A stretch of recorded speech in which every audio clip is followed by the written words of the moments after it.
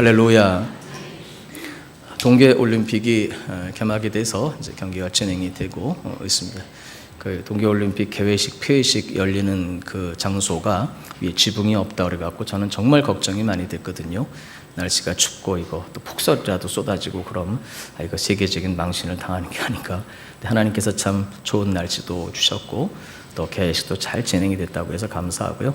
여러분, 우리가 사실 기도해야 되는 여러 가지 이유가 있습니다. 또 북쪽에서 많은 분들이 내려와 계시다고 하는데 하나님의 섭리가 다 이루어지고 또 이루어져야 할 줄로 믿습니다.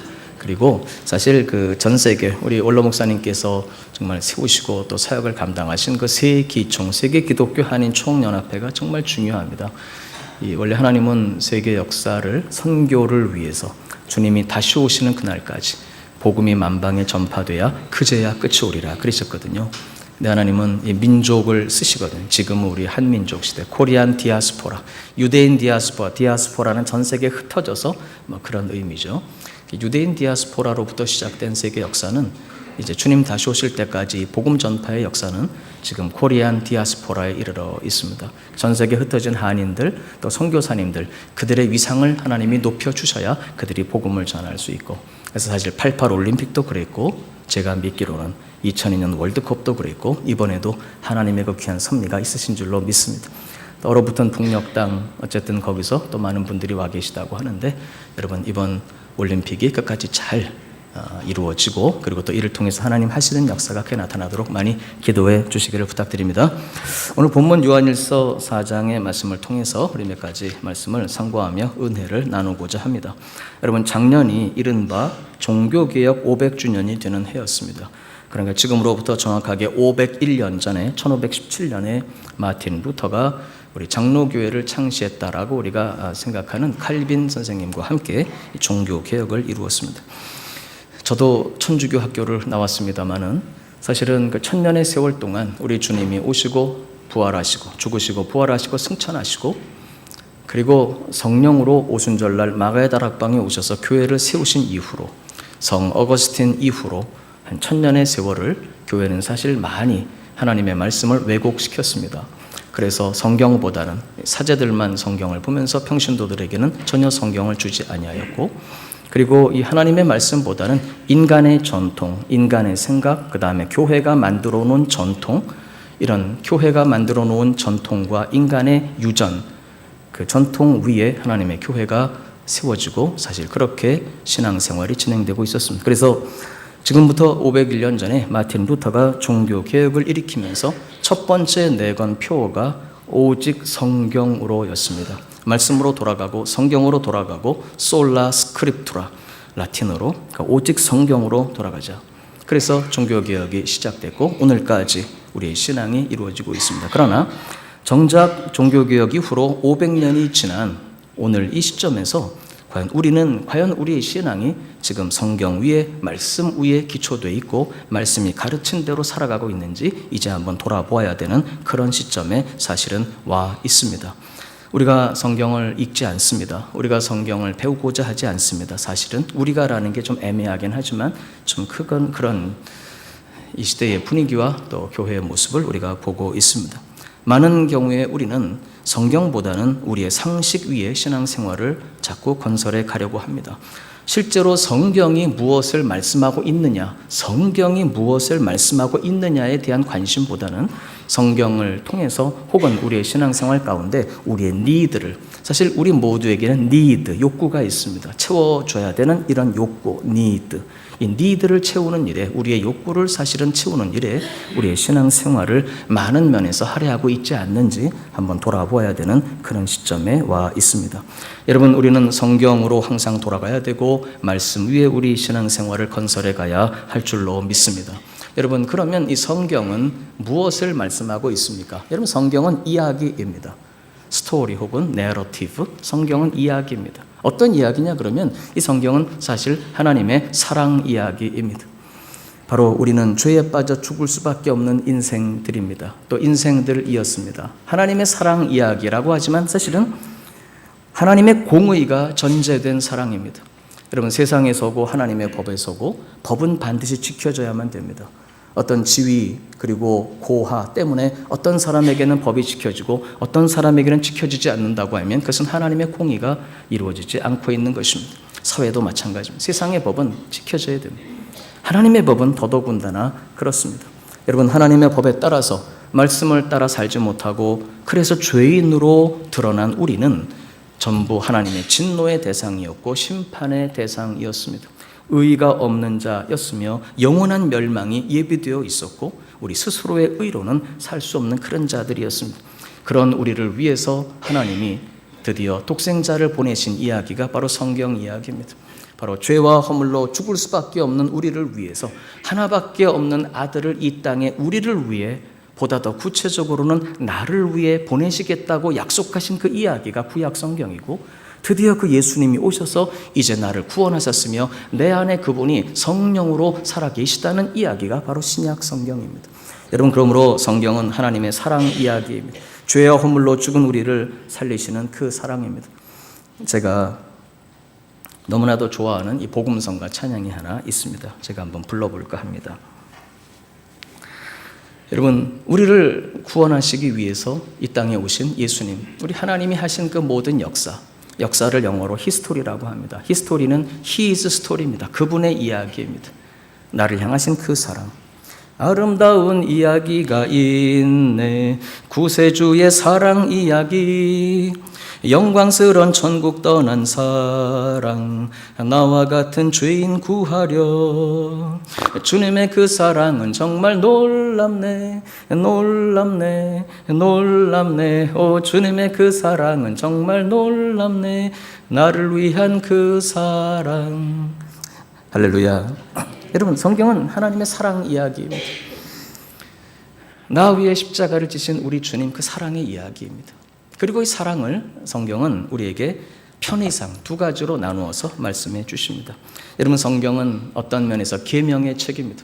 구약에도 수없이 많은 계명이 있고 신약에도 수없이 많은 계명이 있습니다. 그런데 이 모든 계명을 성경은 정확하게 두 파트로 나눕니다. 두 범주로 나눕니다.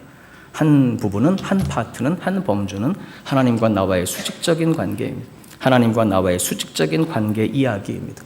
두 번째는 수평적인 나와 형제, 자매, 이웃들, 다른 사람들과의 관계 이야기입니다. 그래서 이 모든 계명을 10개로 요약한, 썸머리한 것이 10계명인데 이 10계명도 돌판 2개의 하나님이 쓰셨다고 우리는 믿습니다. 아마도 한쪽 돌판에는 수직적인 관계 1, 2, 3, 4계명이 적혀 있었을 것입니다. 그리고 또 한쪽 돌판에는 5, 6, 7, 8, 90계명, 5계명이 뭐죠? 여러분 혹시 아십니까? 네, 부모를 공경하라. 부모님과의 관계로부터 시작해서 살인하지 말고, 살인은 예수님이 설명해 주셔서 형제를 미워하는 게 살인이라고 하셨거든요. 간음하지 말라. 음란한 생각을 품는 게 간음이라고 하셨거든요. 간음하지 말라. 도둑질하지 말고, 거짓말하지 말고. 여러분, 5, 6, 7, 8, 90계명은 수평적인 관계입니다. 우리 예수님께서 아예 이 10개의 계명을 또다시 두 문장으로 썸머리 요약하셨습니다.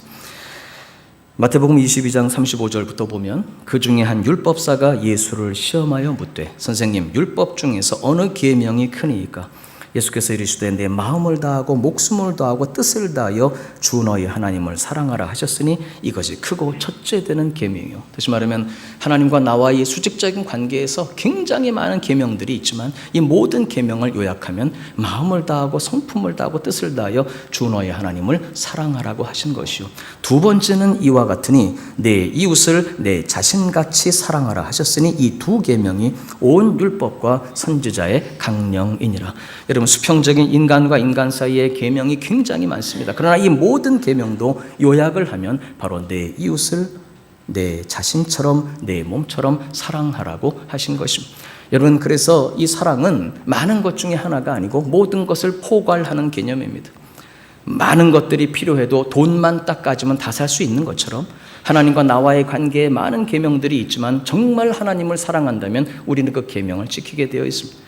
이웃 사이에, 사람 사이에 수없이 많은 계명들이 있지만 정말 내가 다른 사람을 사랑하는 동기가 있다면 우리는 부모님으로부터 시작해서 형제, 자매로부터 이어서 우리는 성도들에 이르기까지 정말 우리는 사랑하며 살 수 있습니다. 그래서 10계명을 일컬으면서 바울 사도가 이렇게 이야기합니다. 우리 사랑하는 교회 여러분, 간음하지 말라, 살인하지 말라, 도둑질하지 말라, 탐내지 말라 한 것과 그 외에 다른 계명이 있을지라도 내 이웃을 내 자신처럼 사랑하라고 하신 그 말씀 가운데 다 들어있다, 그렇게 말씀합니다. 여러분, 10계명 말고 그 외에 다른 계명이 있을지라도 이 계명이 이웃을 사랑하라는 말씀 속에 다 들어있다는 것입니다. 부모님이 사주시겠다고 약속하신 것들 외에 내가 더 필요한 것이 있을지라도 돈만 가지면 다 살 수 있는 것처럼 우리가 외우고 기억하지 못하는 다른 계명들이 또 있을지라도 정말 사랑한다면 그 계명을 지키게 되어 있는 것입니다. 여러분, 그래서 성경은 로마서 13장 10절에 바울은 이렇게 말합니다. 사랑은 이웃에게 악을 행하지 아니하나니 그러므로 사랑은 율법의 완성이니라. 우리 사랑하는 교회 여러분, 이 세상의 모든 것들은 다 사라집니다. 이 사라져가는 이 세상 속에서 우리의 신앙이 성장하고 믿음이 자라야 되는데, 신앙이 성장한 사람, 믿음이 성숙한 사람에 대해서 고린도전서 13장은 이렇게 말씀합니다. 11절 보니까 내가 어렸을 때에는 말하는 것이 어린아이와 같고 깨닫는 것이 어린아이와 같고 생각하는 것이 어린아이와 같다가, 여러분 아시다시피 고린도전서 13장은 사랑의 장이거든요. 장성한 사람이 되어서는 어린아이의 일을 버렸노라. 우리가 지금은 거울로 보는 것 같이 희미하나 그때에는 얼굴과 얼굴을 대하여 볼 것이요 지금은 내가 부분적으로 아나 그때에는 주께서 나를 아신 것 같이 내가 온전히 알리라. 장성한 사람은 사랑하는 사람이며 이 사랑이 완성된 그날, 지금은 우리가 거울로 보는 것 같이 다 희미하지만 그때에는 주께서 나를 아신 것처럼 우리도 온전히 알게 되는 그날이 올 것입니다. 여러분, 그런즉 믿음, 소망, 사랑 이 세 가지는 항상 있을 것인데 그 중에 제일은 사랑이라. 여러분, 고린도전서 13장은 이렇게 말합니다. 심지어 아름다운 영적인 은사들조차도 다 사라집니다. 예언도 패하고 방언도 그치고 지식도 패할 것입니다. 여러분, 이런 아름다운 영적 은사들조차도 다 패하고 없어질 것인데 그날에는 하물며 이 세상 부귀 영화가 얼마나 오래 가겠습니까? 우리 사랑하는 교회 여러분, 영원한 것은 세 개밖에 없습니다. 믿음과 소망과 사랑, 이 세 가지는 항상 있을 것인데 그 중에 제일은 사랑입니다. 그래서 주님은 우리에게 새 계명을 딱 하나 주고 가셨습니다. 옛 계명은 굉장히 많지만 주님이 우리에게 주고 가신 새 계명은 하나밖에 없습니다. 다 안 지켜도 되고 그거 하나만 지키면 되는구나. 근데 그게 아니라 하나 주신 그 계명 속에 모든 것이 담겨 있습니다. 돈을 딱 주면 모든 걸 다 살 수 있듯이 많은 돈이라면 마찬가지로 주님이 주신 이 계명 속에 사실은 모든 게 담겨 있습니다. 새 계명을 너희에게 주노니, 요한복음 13장 34절입니다. 서로 사랑하라. 내가 너희를 사랑한 것 같이 너희도 서로 사랑하라. 할렐루야. 여러분, 그래서 오늘 본문 21절은 이렇게 말합니다. 우리가 이 계명을 주께 받았나니 하나님을 사랑하는 자는 또한 그 형제를 사랑할지니라. 오늘 제가 여러분께 한 가지 여쭤보겠습니다. 여러분, 하나님을 사랑하십니까? 정말 사랑하십니까? 그렇다면 오늘 본문은 이렇게 말씀합니다. 하나님을 사랑하는 자는 또 그 형제를 사랑할지니라. 할렐루야. 우리 사랑하는 교회 여러분, 그래서 우리가 정말 하나님을 사랑하느냐고 우리 자신에게 묻는다면 이제 정말 하나님을 사랑하는 자는 또한 그 형제를 사랑해야 하는 것입니다. 먼저 이 사랑에 대한 이야기를 조금 더 해보겠습니다. 여러분, 하나님께 속한 사람은 사랑하게 되어 있습니다. 왜냐하면 우리 하나님은 사랑이시기 때문입니다. 오늘 본문 7절 보니까 사랑하는 자들아 우리가 서로 사랑하자. 사랑은 하나님께 속한 것이니 사랑하는 자마다 하나님으로부터 나서 하나님을 알고, 여러분 놀라운 말씀이 있습니다. 사랑하지 아니하는 자는 하나님을 알지 못하나니 이는 하나님은 사랑이십니다. 여러분, 사랑하지 않는 사람은 하나님을 알지 못하는 것입니다. 여러분, 우리 하나님은 완전하신 분인데 천국에 물론 계시죠. 물론 성령으로 우리 안에 와 계시지만 그 천국에는 그래서 하나님을 가장 닮은 사람들이 이제 영화된 영혼들이 그 천국에 있습니다. 우리는 그런데 사실은 그 영원한 천국을 오늘 우리의 마음속에 이미 품고 경험하며 느끼며 누리며 살아가고 있는 사람들입니다. 우리가 영원한 천국은 그날에 가서 다 주님을 뵙게 될 것이지만 사실은 그 천국이 우리 안에 이루어지고 있습니다. 그 천국이 어떤 나라인지 조나단 에드워드라고 하는 미국의 유명한 목사님이 있습니다. 그분이 천국은 사랑의 나라입니다라는 유명한 설교를 했는데 제가 몇 구절을 좀 적어왔습니다. 천국은 가장 높으신 분의 왕국이요 접견실입니다. 천국에 계신 가장 높으신 분은 거룩한 사랑의 원인이요 원천입니다. 천국은 우주에 있는 다른 어떤 어떤 곳보다 더욱 하나님의 임재로 충만한 하나님의 거처입니다. 천국은 영원한 하나님의 거처입니다. 하나님은 모든 것이 충만하신 분이시기 때문에 하나님은 충만하게 흘러 넘치시며 다함이 없는 사랑의 원천이십니다. 천국에는 사랑스러운 대상만 있습니다. 천국에는 모든 대상이 사랑스러울 뿐만 아니라 각각의 대상이 모두 완벽하게 사랑스럽습니다. 천국에는 성도들이 이 세상에 있는 동안 가장 마음을 두고 진심으로 사랑했던 모든 사람들, 진심으로 사랑했던 것들이 다 거기에 있습니다. 하나님의 마음은 사랑이 근원적으로 머물러 있는 자리 또는 사랑의 주체입니다. 하나님의 아들은 무한한 사랑의 대상일 뿐만 아니라 무한한 사랑의 주체이기도 합니다. 천국에는 하나님의 원수가 하나도 없습니다. 천국에 있는 존재들은 모두 하나님의 자녀로서 하나님을 사랑합니다. 천국에 있는 사랑은 전적으로 거룩하며 신적입니다. 천국에 있는 사랑은 완전한 사랑입니다. 천국에서의 사랑은 언제나 그 사랑에 응답이 있습니다. 응답이 없는 사랑은 절대로 없습니다. 천국에서는 사랑의 기쁨이 시기로 인해 결코 중단되거나 방해받지 않을 것입니다. 천국에서는 성도들 안에 사랑을 행하시고 표현하는 데 방해가 될 어떤 것도 없습니다. 천국에서 사랑은 완전히 예의 바르고 지혜롭게 표현됩니다. 천국에서는 서로의 사랑을 가장 완전하게 즐기는 것을 방해할 외적인 장애물이 전혀 없습니다. 천국에 있는 자들은 모두 가장 가깝게 사랑으로 연합되어 있습니다. 천국에서는 전혀 방해가 없는 풍요로움 속에서 서로 간의 사랑을 나눌 것입니다. 천국에서는 모든 것이 서로의 사랑을 촉진시키며 서로의 즐거움을 증가시킵니다. 천국에서는 미워하도록 만드는 유혹거리도 없으며 자신의 의사를 잘못 표현하거나 상대방의 의사를 잘못 이해하는 일도 없습니다. 천국에 있는 자들은 영원토록 끊임없이 서로의 사랑을 완전하게 누릴 것을 알고 있습니다. 천국에 있는 사랑의 또 다른 열매는 완전한 평화와 기쁨입니다. 여러분, 그 사랑이신 하나님이 바로 우리를 위해 이 땅에 독생자를 보내주셨습니다. 오늘 9절 말씀 이렇게 선언합니다. 하나님의 사랑이 우리에게 이렇게 나타난 바 되었으니 하나님이 자기의 독생자를 세상에 보내심은 그로 말미암아 우리를 살리려 하심이라.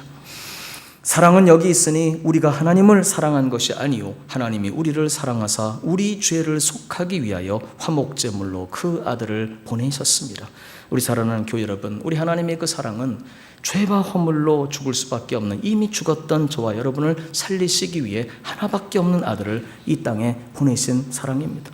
우리 사랑하는 교회 여러분, 우리가 그 하나님의 사랑을 조금이라도 영원 깊은 곳에 정말 느끼고 그 사랑을 품고 살아간다면 우리는 이제 그분이 우리에게 주시는 말씀에 귀를 기울이게 되어 있습니다. 사실은 일부 예배 때는 제가 많이 울었습니다. 이 설교하면서. 근데 울다 보니까 이게 설교가 좀 안 되더라고요. 그래서 제가 2, 3분은 안 울게 해달라고 제가 기도를 해서 응답하셔서 눈물은 안 나는 것 같습니다만 참 제 마음속에 형언할 수 없는 감동이 있습니다. 우리 사랑하는 교회 여러분, 나 위해서 하나밖에 없는 그 독생자를 이 땅에 보내신 사랑, 여러분 그 사랑이 저와 여러분을 살게 하신 것입니다. 할렐루야. 여러분, 사랑은 여기 있으니 우리가 하나님을 사랑한 것이 아니고 하나님이 우리를 사랑해서 우리 죄를 속하기 위해 화목제물로 그 아들을 보내신 것입니다. 여러분, 그렇기 때문에 그 하나님의 사랑을 우리 마음에 담고 사는 사람들, 이제 그 말씀을 따라 사랑해야 비로소 하나님을 아는 자인 것입니다.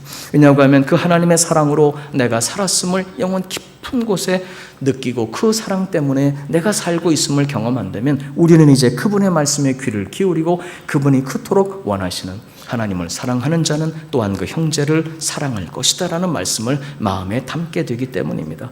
여러분, 7절 보니까 사랑하는 자들아 우리가 서로 사랑하자. 사랑은 하나님께 속한 것이니 사랑하는 자마다 하나님으로부터 나서 하나님을 알고 사랑하지 아니하는 자는 하나님을 알지 못하나니 이는 하나님은 사랑이십니다.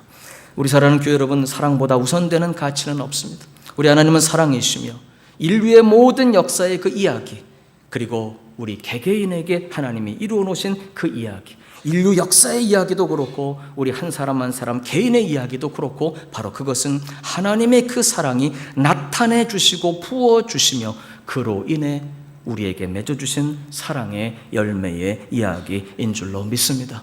여러분, 그렇기 때문에 다음 우리가 서로 사랑하는 것이 마땅합니다. 오늘 11절 말씀, 사랑하는 자들아 하나님이 이같이 우리를 사랑하셨은즉 우리도 서로 사랑하는 것이 마땅하도다. 우리가 사랑함은 그가 먼저 우리를 사랑하셨음이라고 말씀하고 있습니다. 여러분, 우리의 사랑 가운데에 하나님이 거하십니다. 12절 보니까 어느 때나 하나님을 본 사람이 없으되 만일 우리가 서로 사랑하면 하나님이 우리 안에 거하시고 그의 사랑이 우리 안에 온전히 이루어지느니라. 여러분, 우리가 서로 사랑하면 하나님이 우리 안에 거하신다고 말씀하십니다. 여러분, 20세기는 어떤 면에서 보면은 충만함이라는 단어를 참 우리가 많이 사용했습니다. 성령 충만함, 불길 같은 성령이여 불로 충만하게 하소서. 그런데 22세기는 트렌드라고 하면 좀 그렇습니다만은 전 세계적으로 충만함, 성령 충만, 성령 세례 이런 논쟁이나 이야기보다는 하나님의 임재라는 말이 21세기는 이상하게 많이 사용되고 있습니다. Presence of God, 하나님의 임재, 그분이 오셔서 나와 함께 하시는 경험, 그 아름다운 경험, 하나님이 나와 함께 하셔서 내 마음을 위로하시고 감싸 주시는 경험, 느낌 혹은 체험, 실제로 그분과 나누는 교제. 할렐루야. 그래서 많은 분들이 이 하나님의 임재를 찾아 나섭니다. 어떻게 하면 하나님의 임재를 체험할 수 있겠냐, 그래가지고 어떤 프로그램을 도입하기도 하고 어디 찾아가기도 하고 손을 얹어달라고도 하고 하나님의 임재를 어떻게 하면 내가 경험할 수 있을까, 어떤 분위기를 좀 만들고 어떻게 가면. 여러분, 그런데 하나님의 임재를 경험하는 길은 아주 간단합니다. 오늘 본문 말씀 보니까 우리가 서로 사랑하면 하나님이 우리 안에 거하신다고 명시하고 있습니다. 할렐루야. 여러분, 뒤집어 말하면 왜 우리가 하나님의 임재의 경험을 그렇게 잘 갖지 못할까요? 하나님에 대한 지식은 너무나도 많은 그런 시대를 살아가고 있습니다. 신학이 발달하고 또 이제 얼마 있으면 성경 공부한다고 광고 냈습니다만은 성경을 공부하고 신학의 지식이 늘어나고 성경에 대한 지식이 깊어지고 하나님에 대해서 너무나도 많은 자료들이 넘쳐나고 하지만 정작 그 하나님의 사랑에 잠기는 경험, 그래서 세상이 줄 수 없는 평강, 그 황홀한 감격, 우리의 날마다의 삶을 그렇게 품어주시는, 또 우리가 서로 손잡고 여러분 연결된 건물들, 성전들 사이에 건물마다 연결되어 그 안에 하나님이 거하시는 이 놀라운 경험을 왜 우리가 갖지 못할까요? 여러분, 하나님의 임재는 어떤 특별한 체험이 아니라 일상입니다. 할렐루야. 그런데 이 하나님의 임재를 우리가 알고 사모하지만 그렇게 가슴 저리도록 느끼고 경험하지 못하는 이유가 있습니다.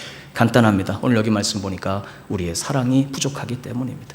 여러분, 가정이 하나님의 임재를 경험하길 원하십니까? 사랑하시기 바랍니다. 할렐루야. 우리 교회, 설린교회, 우리가 서로 사랑하기 때문에 하나님의 임재 경험이 가득한 우리 교회. 할렐루야. 여러분, 우리가 서로 사랑하면 하나님이 우리 안에 거하시고 하나님의 사랑이 온전히 이루어지는 것입니다. 16절, 하나님이 우리를 사랑하시는 사랑을 우리가 알고 믿었노니 하나님은 사랑이시라. 사랑 안에 거하는 자는 하나님 안에 거하고 하나님도 그의 안에 거하시느니라.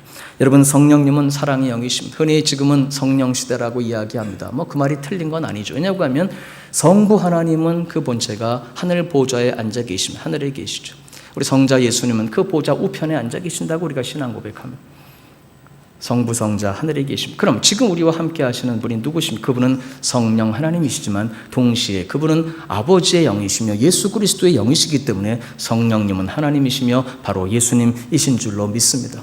여러분이 성령님, 오늘 13절 보니까 그가 성령을 우리에게 주심으로, 성령이 오셨기 때문에 우리가 그 안에 거하고 그가 우리 안에 거하시는 줄 안다고 오늘 13절은 고백하고 있습니다. 여러분, 그런데 성령님이 하시는 놀라운 일들 많이 있습니다만은 이 사도신경은 우리가 하나님께 드리는 신앙의 고백입니다. 사도들이 만들어 놓은 신앙의 고백이기 때문에 사도신경이라고 부릅니다. 이 사도신경은 성부, 성자, 성령 삼위 하나님에 대한 신앙의 고백입니다. 먼저 사도신경에서 우리는 성부에 대한 신앙을 고백합니다. 나는 전능하신 아버지 하나님 천지의 창조들을 믿습니다.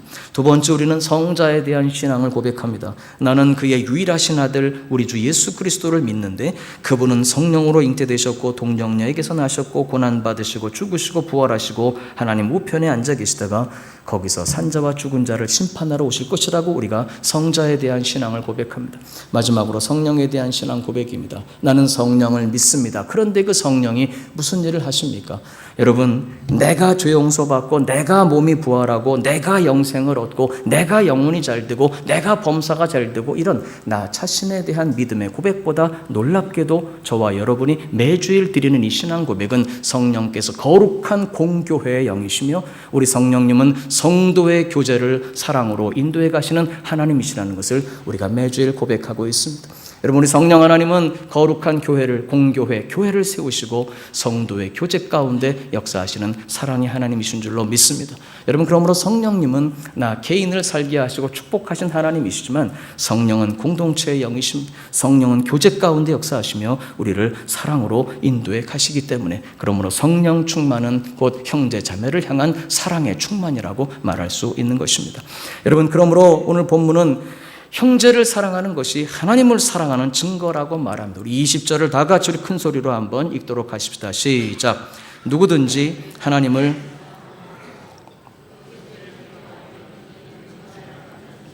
보는 바 그 형제를 아니하는 자는 보지 못하는 바 하나님을 사랑할 수 없는. 여러분, 이 조사 하나를 바꿔 놓으면서 의미가 많이 퇴색했습니다. 누구든지 하나님을 사랑하노라 하고 그 형제를 미워하면 이는 거짓말하는 자니 보는 바 그 형제를 사랑하지 아니하는 자가 는이 아니라 가가 훨씬 더 원어에 가깝습니다. 보는 바 그 형제를 사랑하지 아니하는 자가 보지 못하는 바 하나님을 사랑할 수 없느니라. 여러분, 눈에 보이는 형제를 사랑하지 못하는 사람이 보이지 않는 하나님을 사랑할 수 없다고 오늘 성경은 선언합니다. 아까 제가 서론에서 말씀드린 것처럼 우리의 신앙은 두 가지의 관계로 구성되어 있습니다. 하나님과 나와의 수직적인 관계가 있고 형제와 형제 사이에 수평적인 관계가 있습니다. 수직적인 관계는 하나님 사랑입니다. 수평적인 관계는 이웃 사랑입니다. 사람 사랑입니다. 어떤 게 먼저입니까? 원리적으로는 당연히 하나님 사랑이 먼저입니다. 하나님을 사랑해야 그분의 사랑으로 우리가 이웃을, 사람을 사랑할 수 있는 줄로 믿습니다. 할렐루야. 하나님 사랑이 먼저입니다. 그러나 검증은 거꾸로입니다.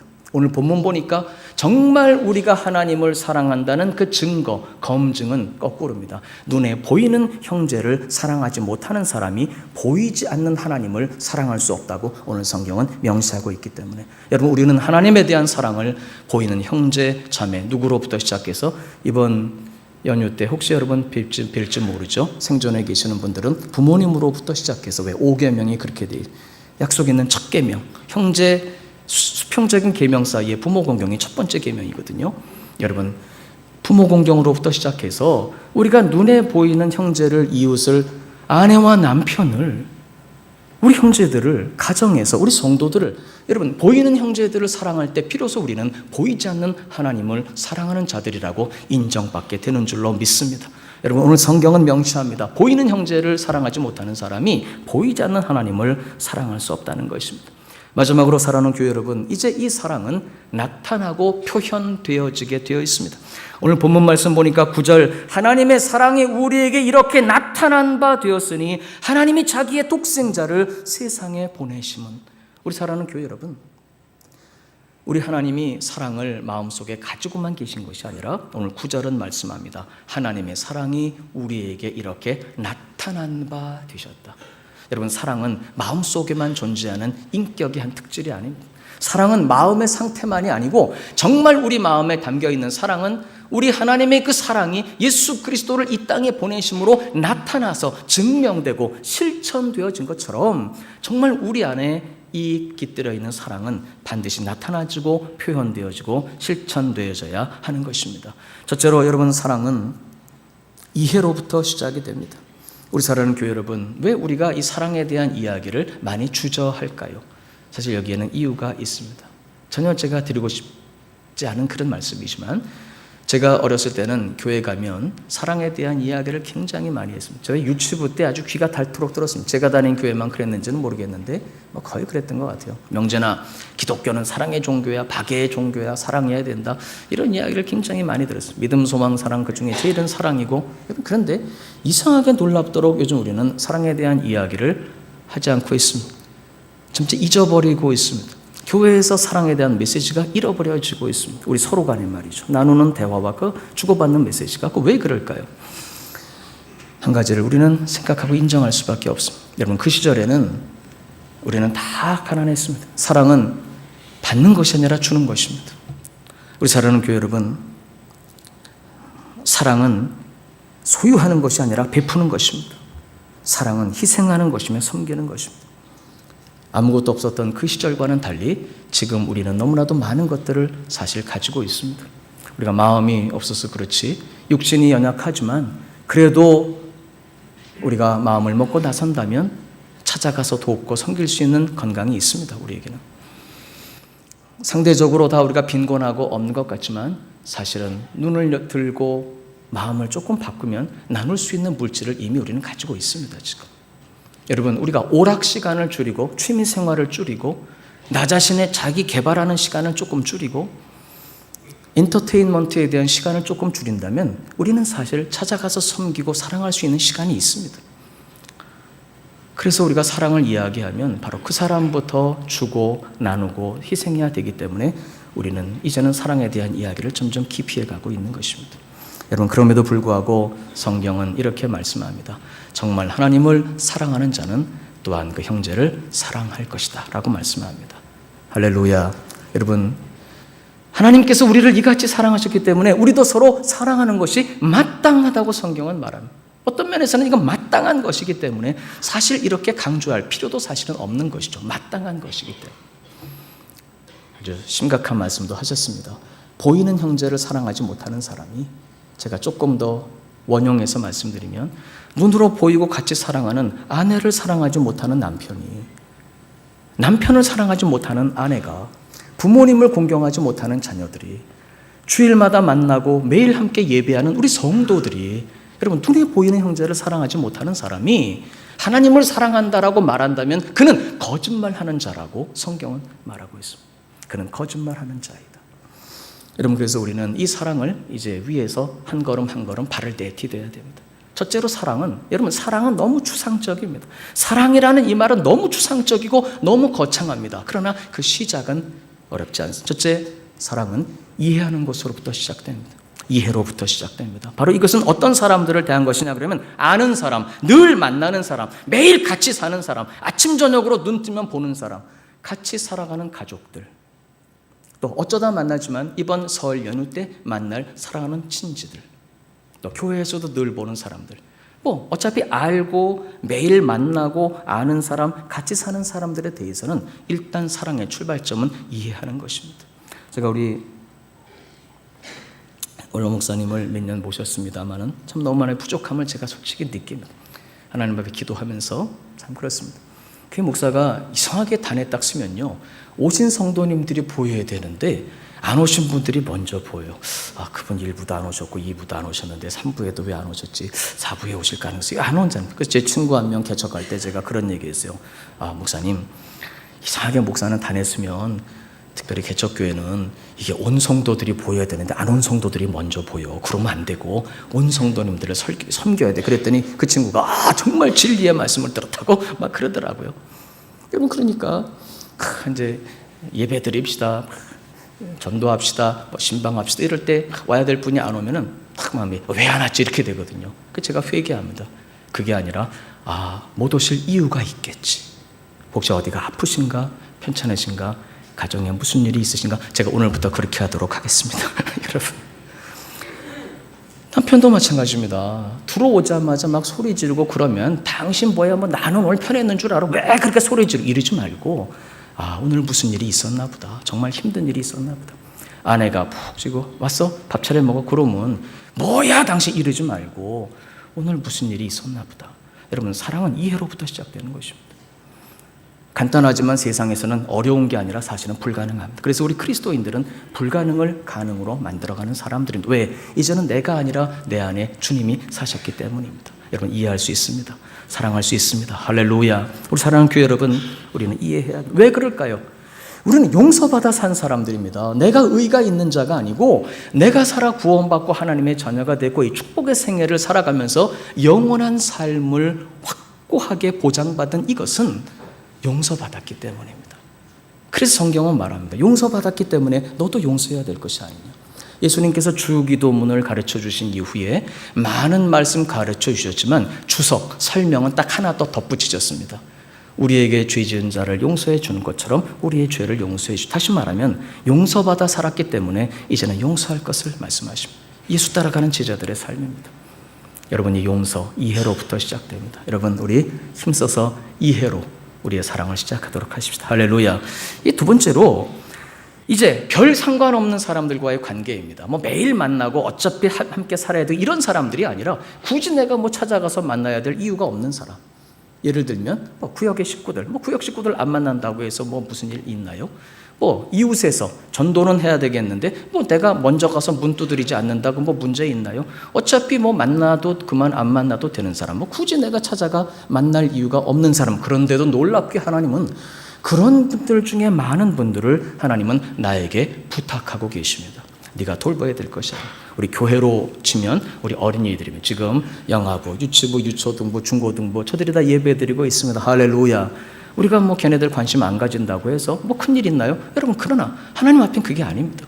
여러분, 그래서 사랑은 관심으로부터 시작되는 것입니다. 무엇으로부터요? 관심으로부터 시작되는 것. 하나님은 우리 형제 자매들이, 우리 성도들이 누가 병들었는지, 누가 투병하는지, 누가 입원했는지 관심 갖기를 원하십니다.